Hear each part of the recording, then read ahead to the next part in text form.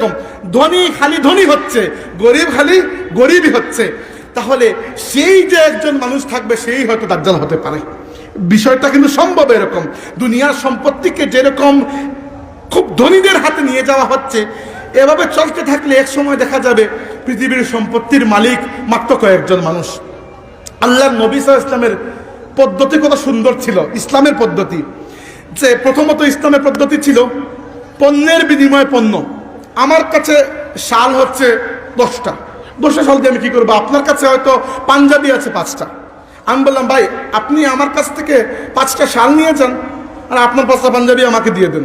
ধরলাম একই মূল্যের দিয়ে দিলাম, পরিবর্তন করলাম, তাহলে আপনার শালটাও পাওয়া হয়ে গেল, আমারও পাঞ্জাবি পাওয়া হয়ে গেল। এভাবে এরপরে আল্লাহর নবী মুদ্রা বানিয়েছেন স্বর্ণকে, কারণ স্বর্ণের নিজস্ব একটা দাম আছে।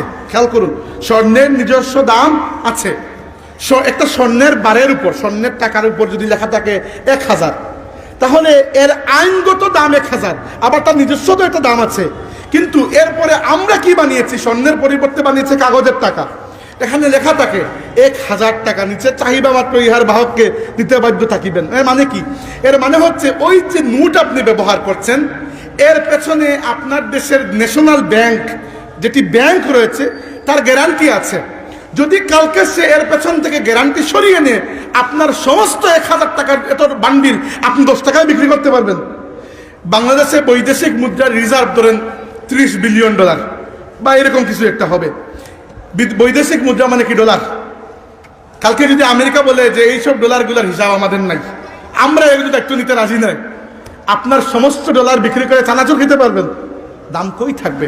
অর্থাৎ দুনিয়ার আসল সম্পত্তি সামান্য কিছু মানুষের কুক্ষিগত, আর আপনাকে দেওয়া হচ্ছে সামান্য কয়েকটা নাম্বার, এগুলো নিয়ে আপনি বড়াই করছেন।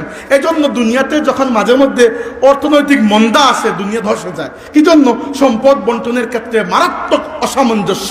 অথচ আল্লাহ বলেছেন কাইলা ইয়াকুনা দুলাতান বাইনাল আগনিয়াই মিনকুম, ইসলামী অর্থনীতির মূলনীতি হচ্ছে সম্পদ সামান্য কয়েকজনের হাতে বন্দী হয়ে থাকবে না, সম্পদ সবার মধ্যে ঘুরবে। এটি ইসলামের নিয়ম। আল্লাহর নবী বলেছেন আত্তাজিরু মারজুকুন ওয়াল মুহতাকিরু মালউনুন, ব্যবসায়ী আল্লাহর পক্ষ থেকে রিজিক প্রাপ্ত, ব্যবসায়ী আল্লাহর পক্ষ থেকে রিজিক প্রাপ্ত, আর কালোবাজারি মজুদদার এরা মালাউন, এরা লানতের পাত্র। কালোবাজারি বা মজুদদার বুঝেন? আমি বুঝাই আপনাকে। ধরেন আপনাদের এলাকা উসমানীনগর, গোয়ালা বাজার, ব্রাহ্মণগ্রাম, হোয়াটএভার, ব্রাহ্মণগ্রাম গ্রামে একটাই বাজার, ধরলাম একটাই বাজার, সব মানুষ এই বাজার থেকে মার্কেট করেন। এবার বাজারে তো নিত্য প্রয়োজনীয় দ্রব্য কিনতে যান আপনি, আপনার প্রচুর টাকা, আমাদের সভাপতি সাহেবের বা যারে প্রচুর টাকা, উনি বাজারে গেলেন, গিয়ে বাজারের সব পেঁয়াজ, সব তেল, সব রসুন কিনে নিলেন। দরকার নেই, তবুও টাকা আছে, কিনে নিলেন, নিয়ে ঘরে রিজার্ভ করে রাখলেন। রেখে বাজারে একটি কথা বা ফেসবুকে একটি কথা ছড়িয়ে দিলেন যে দেশে পেঁয়াজের আকাল পড়েছে। এবার চিন্তা করুন মানুষের মধ্যে কি হইচই শুরু হবে, এবং পেঁয়াজের দাম কোন জায়গা থেকে মুহূর্তের মধ্যে কোন জায়গায় গিয়ে পৌঁছাবে। কে করেছেন? আসলে পেঁয়াজের কোনো অভাব নাই, করেছেটাকে ওই উনি যিনি মজুদ করেছেন। যখন পেঁয়াজের দাম হুট করে 300 টাকা কেজিতে চলে গেল, উনি পেঁয়াজ নিয়ে গিয়ে বাজারে 300 টাকা করে বিক্রি করলেন। এইটা হচ্ছে মজুদদারি। আল্লাহ নবী বলেছেন আল মুহতাকিরু মালউনুন, এইরকম মজুদদার লানতপ্রাপ্ত। খবরদার এইরকম কাজগুলো করবেন না, এইরকম কাজগুলো মানুষের হক নষ্ট করে দেয়। হ্যাঁ, আমার 10টা কলম দরকার, এটা আমি কিনে নিলাম, সমস্যা না। কলম তো নিত্য প্রয়োজনীয় কোনো দ্রব্য না যে কলম না পেলে আপনি মারা যাচ্ছেন। কিন্তু খাদ্যদ্রব্য, পানীয়, এগুলো নিত্য প্রয়োজনীয়, এগুলো কৃত্রিম মজুদদারি, এগুলো আপনার পুরো অর্থনীতিকে নষ্ট করে দেয়। বুঝতে পেরেছেন? ইসলামী অর্থনীতির মূলনীতি হচ্ছে কাইলা ইয়াকুনা দুলাতান বাইনাল আগনিয়াই মিনকুম, সম্পদ যেন মাত্র কয়েকজনের হাতে বন্দী হয়ে না থাকে, সবার মধ্যে ঘুরে। আর দাজ্জালি সিস্টেম, একদিকে ইসলামী সিস্টেম আর একদিকে দাজ্জালি সিস্টেম। ইসলামী সিস্টেম কি বলছে? আপনাকে সম্পদ সবার মধ্যে ঘুরাও, যাকাত দাও। কেন যাকাত দিব? আমার টাকা, আপনাকে কেন যাকাত দিব? কারণ হচ্ছে কালকে ওই টাকা দিয়ে আপনি আমার দোকান থেকে জিনিসপত্র কিনে নিয়ে যাবেন। আর যদি আপনাকে আমি যাকাত দিয়ে আপনার ক্রয় ক্ষমতা বাড়াতে না পারি, কালকে আমার দোকান থেকে আপনি তেল সাবান কিনবেন কিভাবে? সেটা বুঝতে পেরেছেন? তাইলে ওই টাকাটা খালি আমার হাতে থাকলো না, আপনার হাতটা ঘুরে আপনার উপকার করে আবার আমার হাতে চলে আসলো। এটা ইসলামের সিস্টেম। দাজ্জালের সিস্টেম কি? কয়েকজনের হাতে রাখো, মাত্র কয়েকজন, দুনিয়ার মধ্যে মাত্র কয়েকজন মানুষ, এদের হাতে সব সম্পত্তি, আর বাকি আমরা হাবাইতে বসে আছি সবাই। এক। দুই নম্বর, আল্লাহ নবী কি বলেছেন একটা বললাম, এবং দেখিয়ে দিলাম বর্তমান যুগে এরকম দাজ্জালি ফিতনা শুরু হয়ে গেছে, যে সম্পদ মাত্র কয়েকজনের হাতে বন্দী হয়ে যাচ্ছে। দুই নম্বর, আল্লাহ নবী বলেছেন সে আসমানকে ইশারা করবে, বৃষ্টি জড়াও, আসমান বৃষ্টি জড়াবে। কিভাবে? অসম্ভব বিষয়। হতে পারে আল্লাহ তাকে এরকম পাওয়ার দিবেন, অথবা হতে পারে টেকনোলজির মাধ্যমে। কিভাবে? গত কয়েকদিন আগে আপনাদের মধ্যে কয়েকজন দেখে থাকবেন পত্র পত্রিকা, টেলিভিশনে, ইন্টারনেটে ইত্যাদিতে, আরব আমিরাত যে দেশ, দুবাই অথবা আবুধাবি, যে কোনো শহরে তারা কৃত্রিম বৃষ্টি ঝরিয়েছে। কথা শুনেছেন? এই নিউজ দেখেছেন? কৃত্রিম বৃষ্টি। প্রথমে আমি দেখেছিলাম, আমার মনে আছে 2008 সালে চায়নায় অলিম্পিক খেলা হয়েছিল। তো আবহাওয়া বার্তায় দেখা গেল যেদিন অলিম্পিক শুরু হবে খেলা, ওই দিন বৃষ্টি পড়বে। চায়না তো মহাপরেশান, ওই দিন বৃষ্টি পড়লে আমাদের উদ্বোধনী অনুষ্ঠান নষ্ট। তারা আগের দিন কি করেছে, আসমানে প্লেনের মাধ্যমে এক ধরনের কেমিক্যাল ছড়িয়ে দিয়েছে। ওই কেমিক্যাল যে মেঘগুলো একদিনে জমতো সেগুলোকে এক মুহূর্তের মধ্যে জমিয়ে দিয়েছে। মেঘ যখন জমে গেছে, বৃষ্টি পড়ে গেছে। আগের দিন বৃষ্টি পড়ে গেছে, পরের দিনে বৃষ্টি হয় নাই। ইদানিং দেখেছি, আমি গতদিন দেখলাম যে আরব আমিরাতে কৃত্রিমভাবে বৃষ্টি ঝরানো হয়েছে। আসমানের মধ্যে কি সিডিং দেখে বলে, ইন্টারনেটে সার্চ দিলেই পেয়ে যাবেন। তাইলে এই ফিতনাও কিন্তু আমরা পেয়ে গেছি, যে কৃত্রিমভাবে বৃষ্টি ঝরানো। আল্লাহর নবী আরো বলেছেন, দাজ্জাল এক ব্যক্তিকে গিয়ে বলবে আমাকে খোদা বিশ্বাস করো। ওই ব্যক্তি বলবে না, আমি তোমাকে আল্লাহ বিশ্বাস করবো না। তো দাজ্জাল বলবে, তোমার মৃত মা বাবা যদি কবর থেকে উঠে এসে বলে আমাকে বিশ্বাস করার কথা, তুমি কি মানবে? ওই ব্যক্তি বলবে এরকম হলে মেনে নিব। দাজ্জাল করে দেখাবে। কিভাবে জানেন? অতি সহজ। দাজ্জাল শয়তানকে আদেশ করবে, দুইটা জিন, একটা তার মায়ের রূপ ধরে, একটা বাবার রূপ ধরে চলে আসে, বলবে বাবা ঈমান আনো, সেই ঈমান নিয়ে আসবে। প্রতারণা, মিথ্যা সংবাদ।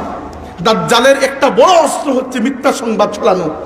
আর মুরব্বীরা বুঝবেন না, আমরা যারা, আমার জেনারেশনে যারা ফেসবুক আমরা যারা ইউজ করি, কি পরিমাণ ফেক নিউজ, কি পরিমাণ মিথ্যা সংবাদ আমাদের ফেসবুকগুলোতে চলে, আপনারা এটি খুব ভালো করে জানেন। এবং বাস্তব কোনো কথা আপনি লিখে 100 জন মানুষকে পড়ানোর আগে মিথ্যা একটা সংবাদ, হানোখা, কোনো কিছু, কোনো ভিত্তি নাই, ওই সংবাদ মুহূর্তের মধ্যে দুনিয়া ছড়িয়ে যাবে। এটাও একটা দাজ্জালি ফিতনা। আমি বলছি, তুফান এখনো আসে নাই, এখনো তুফানের আগের বার্তা চলছে। আল্লাহ ওগুলো থেকে যেন আমাদেরকে রক্ষা করেন। আরেকটা কথা, আল্লাহ নবী বলেছেন, দাজ্জাল যখন দুনিয়াতে আসবে তখন তার এক হাতে থাকবে জান্নাত, এক হাতে জাহান্নাম। তার জান্নাতটা হবে জাহান্নাম আর জাহান্নামটা হবে জান্নাত।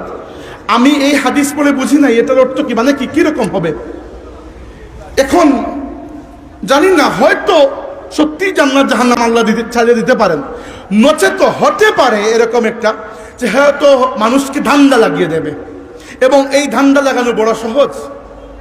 আমি আপনাকে একটি বিষয় বলি, হয়তো ইদানিং খেয়াল করেছেন, আমরা যে মোবাইল ব্যবহার করি, অনেকে মোবাইলের মধ্যে গেম খেলেন, তাই না?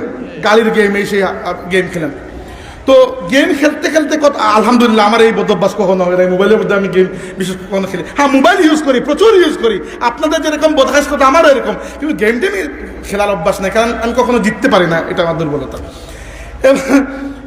গেমে মাঝে মধ্যে দেখবেন যে আপনি কতক্ষণ এগিয়েছেন, গাড়ির রেস করছেন, কতক্ষণ এগিয়েছেন, এগোনোর পরে আপনাকে বলবে যে এই গাড়িটা যদি কিনতে হয় তাহলে আপনাকে 99 টাকা দিতে হবে আপনার ওই যে কার্ড নাম্বার, ডেবিট কার্ড বা ক্রেডিট কার্ডের নাম্বার থেকে। টাকা যেটা দিচ্ছেন এটি সত্যি টাকা, এর বিনিময়ে গাড়ি যেটা পাচ্ছেন এটি সত্যি গাড়ি নয়, এটা কি মোবাইলের গাড়ি, গেমের গাড়ি। অথচ আপনি এমন ভাব করছেন যেন আপনাকে সত্যিই একটা মার্সিডিজ বেঞ্জ কেউ দিয়ে দিয়েছে, তাই এরকম অবস্থা। কয়েকদিন আগে কি শুনেছেন যে ফেসবুক কোম্পানিটা পরিবর্তন হয়ে মেটা হয়ে গেছে? আমি কয়েকদিন আগে ফেসবুকের মালিক মার্ক জাকারবার্গ যেটা হোক না কেন, ওনার একটা সাক্ষাৎকার দেখলাম। উনি বলেছেন যে আমরা কম্পিউটার গ্রাফিক্সের মাধ্যমে এই পৃথিবীর মতো কম্পিউটারের মধ্যে একটা আলাদা পৃথিবী বানাবো, এটার নাম হবে মেটাভার্স। এই পৃথিবী বা এই জগৎকে, আল্লাহর সৃষ্টিকে আমরা বলি ইউনিভার্স, এর বিনিময়ে উনি কি বানাবেন? মেটাভার্স। এখানে আপনার আলাদা ঘর থাকবে, বাড়ি থাকবে, কিছুই না, কিন্তু আপনি মনে করতেছেন আছে, সবই মোবাইলের গেমের মতো। এবার এই যে আমার মোবাইল, এই আমার বড় মোবাইল কিছুই হয় না, এটা দিয়ে 1000 টাকাও বিক্রি হবে না, সত্যি পুরাতন, কিন্তু তবুও এই মোবাইলে আমার 6-7 ঘন্টা কেটে যায়, অথচ এই মোবাইলে কিছুই হয় না। যখন এর চেয়ে 10 গুণ 15 গুণ 20 গুণ উন্নত গ্রাফিক্স বা যন্ত্র আমার কাছে থাকবে, তখন চিন্তা করেন, আর তবুও তো আল্লাহকে 5টা বার সেজদা করতে পারতেছি, তখন কি মনে হয় একটা বার সেজদা করার ফুরসত থাকবে? থাকবে না। 2 নম্বর, দেখেন আমি ঢাকা বিশ্ববিদ্যালয়ে পড়ার সময় ইউনিভার্সিটি ক্যাম্পাসে একবার একটা নিশাকুরকে পেয়ে গেলাম, ওর সাথে কথা বললাম। বাইরে তো কথা বলা যায় না, কারণ ওরা অনেকজন থাকে, মারতেও পারে। আর আমার ইউনিভার্সিটির মধ্যে তো আমার বেটাগিরি, কেন আমি এখানে ছাত্র, আমার ক্যাম্পাস, ডাক দিলে 10 জন চলে আসবে। তো বললাম একটু কথা, সে ভালো করে কথা বলতে পারে না, মাথা ঠিক নাই, আদা সাদা যা বললো তার একটা অর্থ এরকম দাঁড়িয়েছে যে সে সব কিছু ভুলার জন্য, ফরগেট করার জন্য, ভুলে থাকার জন্য সে নেশা করে। নেশাও ভালো কিছু না, ভালো যে একটা মদ বা ভালো যে একটা গাঁজা খাবে টাকা দিয়ে, এরকম না। জুতার যে আটা আছে না, জুতা যেগুলো দিয়ে চট লাগায়, এরকম আটা পলিথিনের ব্যাগের মধ্যে পুরে শ্বাস নিতেছে, কিরকম দেখেই বমি বমি লাগতেছে, এরকম নেশা করে। তো একটা জিনিস আমরা পেয়ে গেলাম যে যারা নেশা করে দুনিয়াকে ভুলে থাকার জন্য। এবার দুনিয়াবী জীবনে স্বাভাবিকভাবে পুরো জীবন তো আপনার ফুলের বিছানায় কাটবে না। গড়ে যদি আপনার মা বাবাকে আপনি দেখেন, হয়তো মা বাবার মধ্যে ভালোবাসাও আছে, মাঝে মধ্যে একটু তর্কাতর্কিও তো বা একটু কথা কাটাকাটি হয়ে যায়। আপনি যখন বিয়ে শাদী করছেন তো বা করবেন, আপনার এবং আপনার স্ত্রীর মধ্যেও হবে মাঝে মধ্যে। এবার আপনার কি দায়িত্ব? ঠিকঠাক করা। যখন আপনি ওই জগতে, অনলাইন জগতে ব্যস্ত হয়ে যাবেন, আপনি মনে করবেন কি, দূর এই জগতে খামোখা খালি সমস্যা আর সমস্যা, ওই জগৎটা আমার নিজের বানানো, এখানে কোনো সমস্যা নাই। তাই যে দাজ্জালের এই যে শক্তি, এই যে টেকনোলজি, এটি আপনাকে আল্লাহকে তো ভুলিয়েছে, এটি তো আল্লাহকে তো আপনি বহু আগে ভুলে গেছেন, আল্লাহকে তো ভুলিয়েছে, আপনাকে দুনিয়াটাও ভুলিয়ে দিয়েছে। এই পুরো শক্তি, এই পুরো সিস্টেম আপনাকে বলছে forget and forget and forget, ভুলে যাও, ভুলে যাও, ভুলে যাও। আল্লাহ বলছেন, আলা বিযিকরিল্লাহি তাতমাইন্নুল কুলুব, আমাকে স্মরণ করো, আমাকে স্মরণ করলে অন্তত শান্তি পাবে। দেখেন দুই শক্তির মধ্যে কত বেশ কম। প্রত্যেকটা জায়গায় আল্লাহর কথা হচ্ছে, বৃষ্টি কোন জায়গায় ঝরাবো সেটি আমি আল্লাহ জানি। দাজ্জালের শক্তি হচ্ছে না আমাদের ইচ্ছে ঝরাবো। আল্লাহ রাব্বুল আলামিনের কথা হচ্ছে যে আমাকে স্মরণ করো, বারবার ফিরে আসো, ফাফিরু ইলাল্লাহ, পালিয়ে গেলেও আমি আল্লাহর দিকে পালিয়ে চলে আসো। দুনিয়ার সবাই তোমাকে কষ্ট দিচ্ছে বান্দা, আমি তোমাকে পর করব না, আমার কাছে চলে আসো। আর দাজ্জালি শক্তি আপনাকে বলছে, বউয়ের সাথে ঝগড়া হয়েছে, বউকে রাগ ভাঙানো দরকার নাই, ঢুকে যাও ফেসবুকে, টাইম কাটিয়ে আসো। এজন্য জানেন কি, বর্তমান যুগে সবচেয়ে বড় রোগ ক্যান্সার নয়, সবচেয়ে বড় রোগ হচ্ছে হতাশা। বড় আশ্চর্যের বিষয়, গতকালকে দেখলাম জাপানে নতুন একটি রোগ বেরিয়েছে। করোনা নয়, করোনা তো ফিজিক্যাল রোগ, ওষুধ আছে। রোগ কি জানেন? এই রোগকে বলা হয় লোনলিনেস। জাপানের মানুষরা মানুষের সাথে মিশতে চায় না, খালি একা থাকতে চায়। এইটাও একটা রোগ। পৃথিবীর সবচেয়ে উন্নত রাষ্ট্র কোনগুলা? উত্তর পশ্চিম ইউরোপের যে দেশগুলা, Norway, Sweden, Denmark, Netherland, Switzerland, ওইগুলা। দুনিয়াতে সবচেয়ে বেশি সুইসাইডের রেকর্ড ওই সকল জায়গায়, আত্মহত্যার। কারণ কি? কারণ হচ্ছে ওই দাজ্জালি শক্তি জীবনভর আপনাকে স্যাটিসফাইড করে যাবে, কিন্তু আপনার আত্মাটাকে ভুলিয়ে দেবে। আপনার রূহ ভেতর থেকে চিৎকার করছে, আমি আল্লাহর সাথে কথা বলতে চাই, একটাবার নামাজে দাঁড়াও, আমি আল্লাহর সাথে কথা বলতে চাই, একটাবার নামাজে দাঁড়াও, আমি আল্লাহর সাথে কথা বলতে চাই। আপনার রূহ কাঁদছে, আপনি আপনার রূহকে জাতা দিয়ে এখানে বসিয়ে দিয়ে আপনার শরীরের ফুর্তিটা অর্জন করতে চলে গেছেন, কিন্তু শরীর তো খানিকক্ষণ পরে আর জারবে না, আর কুলাবে না। যত ভালো খাবার হোক, আপনার খুবই প্রিয় খাবার হচ্ছে পাস্তা, নুডলস, আমি আপনাকে সকাল দুপুরে রাত, সকাল দুপুরে রাত, সকাল দুপুরে খালি নুডলস খাওয়াতে থাকলাম, 2 দিন পরে আপনি বিরক্ত হয়ে বমি করে নুডলসের প্রতি আপনার বিতৃষ্ণা চলে আসবে। অথচ আপনার এই রূহ আল্লাহর থেকে বিতৃষ্ণ হয় না। আপনি এতদিন থেকে সূরা ফাতিহা পড়ছেন নামাজে, প্রত্যেক দিন আপনি পড়েন, আজ পর্যন্ত মনে হয়েছে এটা পুরানা হয়ে গেছে, এটা চেঞ্জ করি। কিন্তু যে কোনো খাবার মনে হয় একটু পুরানো হয়ে গেছে, একটু চেঞ্জ করি। আমাদের বয়সী যারা, আমরা ভাত খেতে খেতে একটু মনে হয় মাঝে মধ্যে চলে একটু ফাস্টফুড খেয়ে আসি, বা একটু বিরিয়ানি খেয়ে আসি। কেন? নর্মাল জিনিস, আপনার শরীর ক্লান্ত হয়ে যায় দুনিয়া খেতে খেতে, আর আপনার রুহটা আল্লাহর কাছ থেকে আনতে ক্লান্ত হয় না, অথচ আপনি রুহের খোরাকের দিকে খেয়ালই করছেন না। তাইলে ইন শর্ট এই বিষয়গুলো দাজ্জালি শক্তি বনাম আল্লাহই শক্তি। শেষ দাজ্জালের যে শক্তিটা দুনিয়াতে বর্তমানে চলছে, এটির কথা আপনারা জানেন না। এটি বলেই আমার বক্তব্য শেষ করব। লাস্ট কথা, সেটি হচ্ছে আল্লাহর সৃষ্টিকে পরিবর্তন করা। কিভাবে? আপনি কি জানেন বর্তমান সময়ে আমেরিকা সহ দুনিয়ার বহু দেশে পুরুষে পুরুষে বিবাহ এবং নারীতে নারীতে বিবাহ হয়? এগুলো লিগ্যাল, এগুলো তারা বৈধতা দিয়েছে। একটি আলাদা দুনিয়াতে আন্দোলন চলছে, নাম হচ্ছে LGBTQ+। এগুলো যদি না জানেন, না জানাটাই ভালো, কিন্তু আজকের যুগে কেউ বুকানন, আমার কাছ থেকে শুনে নিলে ভালো, নইলে পরে অন্য কারো কাছ থেকে শুনবেন, পরে মাথা আওলা হয়ে যাবে। আমি যদি আপনাকে বলি, বুঝিয়ে বলতে পারবো, তাইলে অন্ততপক্ষে বুঝতে পারছেন যে আপনার পক্ষের একজন মানুষের কাছ থেকে শুনতেছেন, কাউকে আরো কার কাছ থেকে শুনবেন, পরে অন্যদিকে চলে যাবে। বর্তমানে দুনিয়াতে একটি কি বলবো, একটি ঢেউ চলতেছে, যে কি, যে পুরুষ শুধুমাত্র নারীর সাথে শারীরিক সম্পর্ক করবে, আর নারী শুধু পুরুষের সাথে। না, এটা হবে না। আমি পুরুষ, আমি চাইলে পুরুষের সাথেও করবো, নাউজুবিল্লাহ। এমন কি আমি রিসেন্টলি দেখলাম, পৃথিবীর কোন দেশে জানি, সরকারের কাছে তারা মানুষ আবেদন করেছে যে প্রাণীর সাথেও সম্পর্ক করা, শারীরিক সম্পর্ক করা অনুমতি যেন দেওয়া হয়। শেষ নয়, এটা শুরু মাত্র, দাজ্জালের সাথে শুরু। এরপরে ওনারা বলেছে যে মৃত ব্যক্তির সাথেও শারীরিক সম্পর্ক করার অনুমতি যেন দেওয়া হয়। এবার বলুন, দুনিয়াটা এগুবে কিভাবে? দুনিয়া এগুলোর সিস্টেমটাই তো এরকম। আল্লাহ আদমকে এবং হাওয়াকে সৃষ্টি করেছেন, ওয়াবাসসা মিনহুমা রিজালান কাসীরান ওয়া নিসাআ। উনারা দুজনের বিয়ে হয়েছে, বাচ্চা হয়েছে। দুনিয়াটা তো এরকম চলে, তাই না? শুধু পুরুষ আর শুধু নারীর পক্ষে তো বাচ্চা জন্ম দেওয়া সম্ভব নয়। এবার আল্লাহর সৃষ্টিকে পরিবর্তন করার পায়তারা সমকামিতা, শব্দটা মনে আসছিল, সমকামিতা। পুরুষ পুরুষের সাথে সম্পর্ক বলতে বন্ধুত্ব সম্পর্ক না, ওইটা বুঝতে তো পারতেন কি বলতেছি। আর নারী নারীর সাথে সম্পর্ক। শুধু তাই নয়, বর্তমান যুগে এইটা পর্যন্তও ছিল, এইটা পর্যন্ত দুনিয়াতে অনেক আগ থেকে চলছে। এটা আজকে 20-25 বছর থেকে এই আন্দোলন আমেরিকা, ইউরোপে চলছে। অনেক দেশে বৈধতা দিয়েছে। শুনতেছি আমাদের প্রতিবেশী হিন্দুস্তানেও বৈধতা দেওয়া হয়েছে। আমাদের দেশে আলহামদুলিল্লাহ এই খোবাসত এখন আসে নাই, আলহামদুলিল্লাহ। যাই হোক, এরপরে বর্তমানে আরেকটি বিষয় চলছে, সেটি হচ্ছে, এটা শুনলে আপনি অবাক হয়ে যাবেন। চলছে যে দেখেন, আল্লাহ আমাকে পুরুষ বানিয়েছেন। এটি বোঝা খুব কষ্ট নয়। আমি আমার নিজের দিকে তাকালেই বুঝতে পারবো আমি একজন পুরুষ। এক্স্যাক্টলি একজন নারীও নিজের দিকে তাকালে বুঝতে পারবেন তিনি একজন নারী, কারণ তার শরীরের গঠন প্রণালী আমার চেয়ে ভিন্ন, তাই না? কিন্তু বর্তমান যুগে নতুন আন্দোলন শুরু হয়েছে যে পুরুষ হয়ে জন্মেছি বলেই যে আমি পুরুষ, আর নারী হয়ে জন্মেছি বলেই যে আমি নারী, এরকম না। আমার যেটা ইচ্ছা হবে আমি সেটা।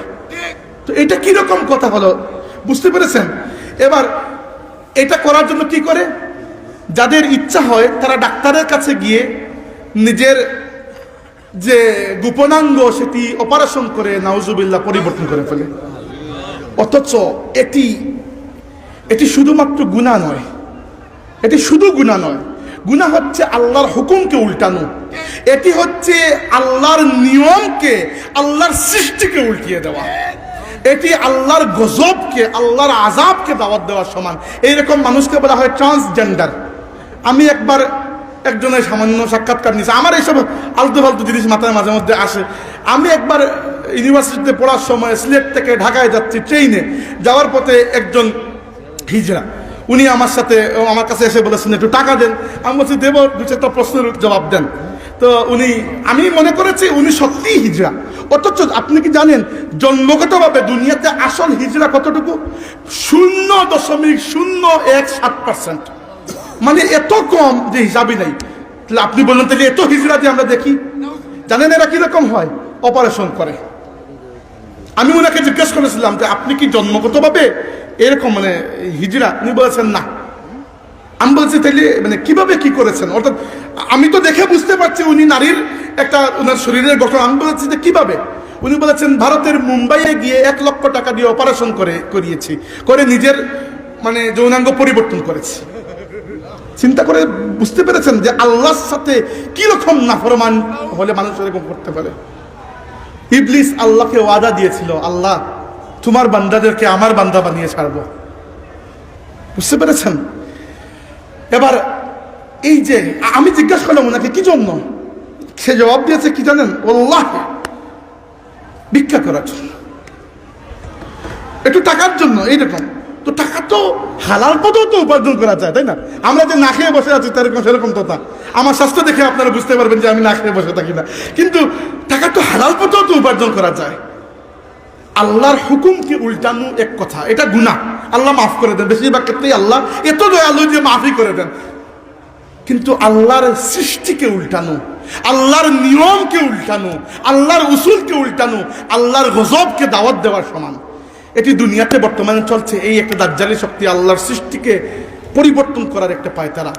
এবার আপনাকে কি বলেছিলাম, বক্তব্য শেষ, একটা আমি করতেছি, রিপিট করতেছি এক এক বাক্যে। আমি বলেছিলাম যে আল্লাহর নবী আমাদেরকে বলেছেন এই সকল দাজ্জালি ফিতনা থেকে তোমাদেরকে বাঁচাবে সূরা কাহফের প্রথম 10 আয়াত। আজকের থেকে আপনারা ওয়াদা করে উঠুন, এখান থেকে প্রত্যেক জুমার দিনে সূরা কাহফের প্রথম 10 আয়াত পড়া আপনাদের জন্য ওয়াজিব। ওয়াজিব নয়, ফরজে আইন। সুজা হিসাব আল্লাহ করেন নাই, আমি করে দিলাম। ফরজে আইন পড়বেন এবং অবশ্যই মুখস্থ করার চেষ্টা করবেন। মাত্র 1 পৃষ্ঠা আরো 2-3 লাইন হবে, তাই না? এরকম না, এত বেশি তো না, খুবই কম। কিন্তু আপনি মনে করতে পারেন আমার মতো দাজ্জাল কখন আসবে এটা নিয়ে এত আগ থেকে টেনশন করার। আরে ভাই, তুফান যখন আসবে, তুফানের আগের তুফান থেকে তো আপনাকে বাঁচতে হবে। দুনিয়া থেকে যাওয়ার সময় ইমানটা নিয়ে তো যেতে হবে। আজকে যেটি আমেরিকায় চলছে, কালকে আপনার দেশে এই ফিতনা আসবে না, আপনি গ্যারান্টি দিয়ে বলতে পারেন? এরকম তো পারেন না। অথচ দেখেন আপনার দেশেও এইরকম বিষয় আসা শুরু হয়েছে। হিজড়ারা কৃত্রিমভাবে নিজের শরীরকে পরিবর্তন ঘটাচ্ছে। আপনার দেশেও শুরু হয়েছে এই বিষয়গুলো। সমকামিতার ব্যাপারটা বাংলাদেশের মাঝখানে একটু নড়াচড়া শুরু হয়েছিল। আমি নিজে জানি এগুলো, আমি তো খবর রাখি, আপনারা তো শুনেন নাই, এত বেশি বড় হয় নাই। এর আগে আলহামদুলিল্লাহ আটকে গেছে। মুসলিম সমাজ এখনো একটু পরিবারে মা বাবার কদর আছে। এখনো আমার মা ভুল করলে আমাকে থাপ্পড় দিতে পারেন, এজন্য মানুষ হয়ে আছি এখনো। কিন্তু আমেরিকাতে পারবেন না, বাবা মা সন্তানের গায়ে হাত তুলতে পারবে না। পুলিশের কাছে কল করে বলে দেবে যে এরা আমার উপর নির্যাতন করতেছে, পুলিশ এসে চেঙ্গুলা দিয়ে নিয়ে যাবে। তো এই সমাজটা কিভাবে ঠিক হবে? সম্মানিত হাজিরিন, একদিকে আল্লাহর শক্তি চলছে, আরেকদিকে দাজ্জালের শক্তি। আল্লাহর শক্তি গিয়ে যার হাতে, শেষ বিন্দুতে যার হাতে যাবে, উনি হচ্ছেন ঈসা আলাইহিস সালাম। আল্লাহর নবী বলেছেন যে হে মুসলমানরা, কেমন হবে সেই দিন যেদিন তোমাদের মধ্যে আবার ঈসা ইবনে মারিয়াম আলাইহিস সালাম নাজিল হবেন। তাইলে আমাদের শেষ দিকে গিয়ে যার নেতৃত্বে আমরা আল্লাহর জমিনে আল্লাহর দ্বীনের জন্য জিহাদ করবো, উনি হচ্ছেন ইমাম মাহদি এবং সাইয়্যিদুনা আল মাসিহ ঈসা ইবনে মারিয়াম আলাইহিস সালাতু ওয়াস সালাম।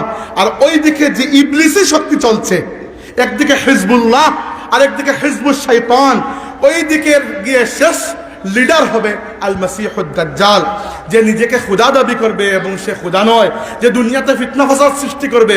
আল্লাহ নবী বলেছেন, হে আমার উম্মত, তোমরা যদি শুনো দাজ্জাল দুনিয়াতে এসেছে, তোমরা পলায়ন করো। সামনে গিয়ে ঈমান টেস্ট করার দরকার নাই, পলায়ন করো।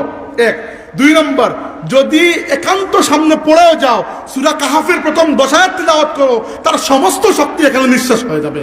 3 নম্বর, বাই চান্স যদি সে তোমাকে নির্যাতন করতে চায়, তাহলে নির্যাতিত হয়ে যাও, ওয়ালাকিন ইসবুতু, কিন্তু সাবিত কদম থাকো ঈমানের উপর।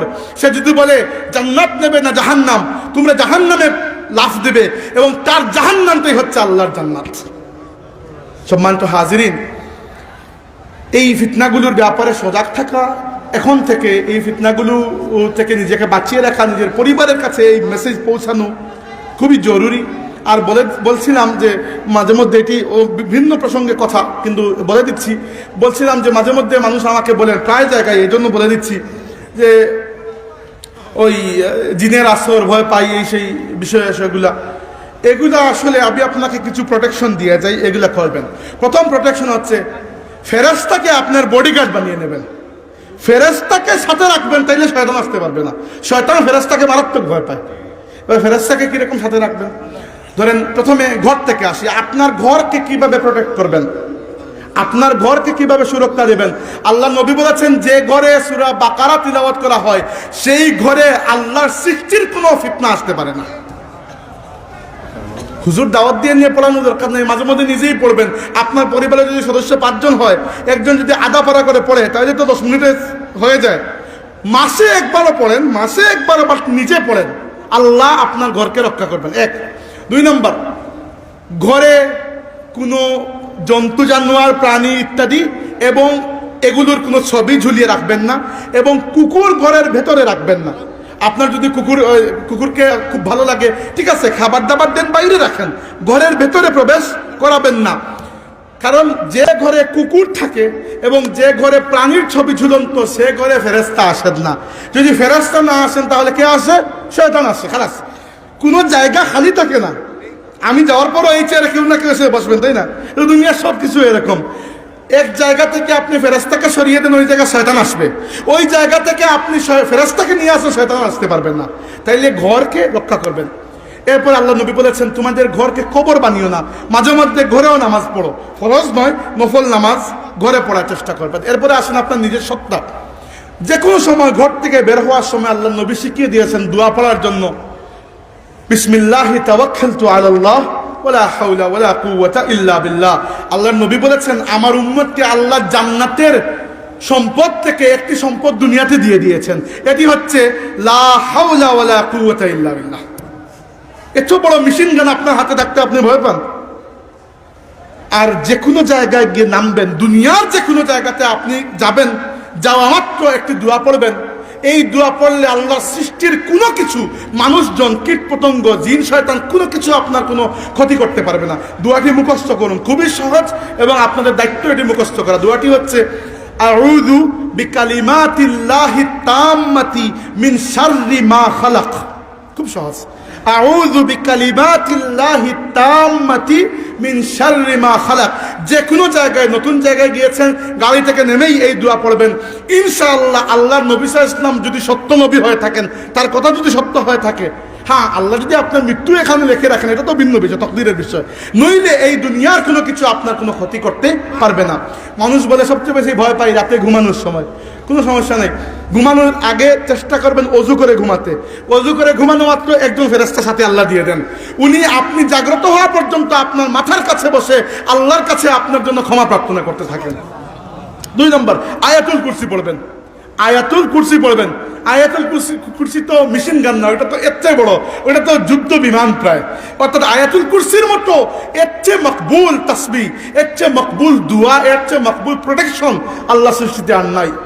প্রোটেকশন হিসাবে আয়াতুল কুরসি, আপনি আয়াতুল কুরসি পড়া মাত্র আরেকজন ফেরেশতা আপনার জন্য আল্লাহ অ্যালট করে দেবেন, যিনি সব ধরনের ক্ষতিকর জন্তু জানোয়ার এবং জিন থেকে আপনাকে রক্ষা করবেন। এরপরে মাঝে মধ্যে মানুষের ঘুম ভেঙে যায়, ভয় পায়, ইত্যাদি ইত্যাদি। আল্লাহর নবী সাল্লাল্লাহু আলাইহি ওয়াসাল্লামের সুন্নত ছিল, তিনি ঘুমানোর আগে একটি আমল করতেন, শিখিয়ে যাই চেষ্টা করবেন, ইনশাআল্লাহ ভয় পাবেন না।